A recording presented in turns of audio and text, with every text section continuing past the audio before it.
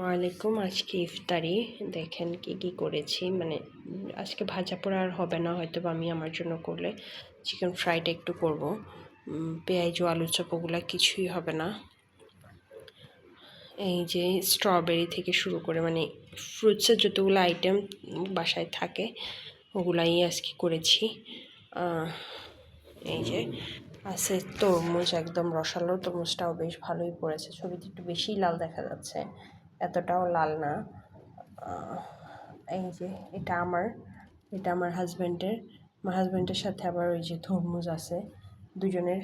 আর এই যে স্ট্রবেরিটা, এটা বাচ্চাদের জন্য রাখছি। এটা আমার।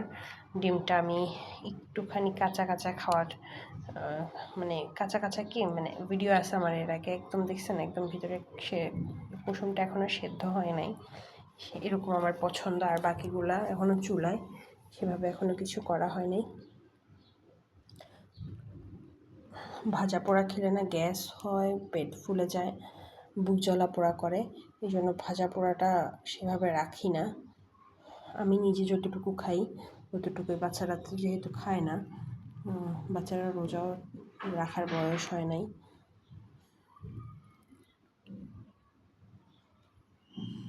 নিজেরা দুজন মানুষ, এতটুকুইতেই হয়ে যায়। এরপরে তলা বাছাইলে রাত্রে ভাত খাই।